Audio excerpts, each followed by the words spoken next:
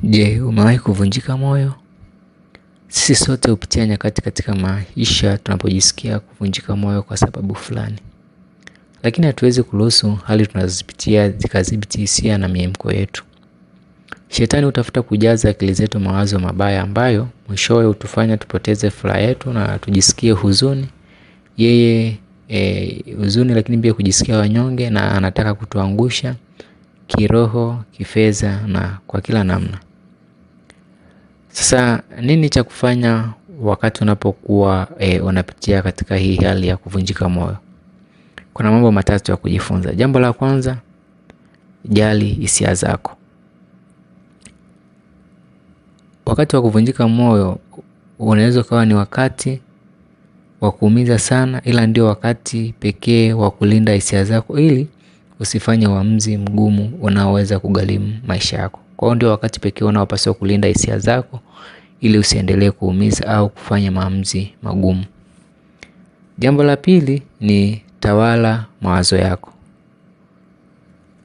Akili ni ufunguo mwingine mkuu wa kushinda kuvunjika moyo na unyogovu. Je, ulijua kuwa kile unachokifikiria kina nguvu ya kuathiri kila eneo la maisha yako? Mithali 23 fungu la 7 inasema, maana kila mtu anavyofikiri moyoni mwake ndivyo alivyo. Akili zetu zina nguvu tunapochagua kukaa katika hisia na mambo yote hasi kuhusu sisi wenyewe au mambo mabaya yanayotutokea. Hali hiyo huwa chakula kwa ajili ya kulisha kukata tamaa na fedheha katika akili zetu. Kwa wakati huu wa kuvunjika moyo ndio wakati pekee wa kuweza kulisha ubongo mawazo yaliyo mazuri. Unaweza kuchukua mfano huu, unaweza kusema, Mungu, ninajua kwamba unanipenda, ninaamini kwamba vitu vyote vinafaa kwa wale wanaokupenda na walioitwa kulingana na kusudi lako. Ninakutumaini wewe wala sitaogopa. Unaweza kusoma katika kitabu cha Warumi 8 fungu la 28. Jambo lingine la kufanya ni kwamba mruhusu Mungu achukue maumivu yako. Tiba nyingine ya kuvunjika moyo ni kwamba mruhusu Mungu achukue maumivu yako.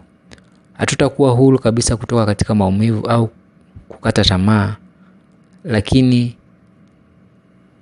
sio lazima turuhusu kile kinachotokea leo kiharibu kesho yetu.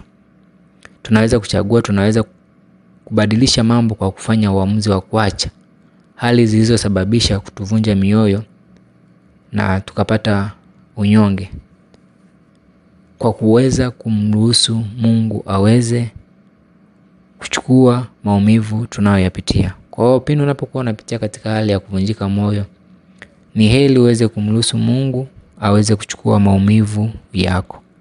Haya ndio mambo matatu ambayo unapaswa kuyafanya wakati unapokuwa unapitia hali ya kuvunjika moyo. Ningependa pia kusikia kutoka kwako nini huwa unafanya unapokuwa umepita katika hali ya kuvunjika moyo.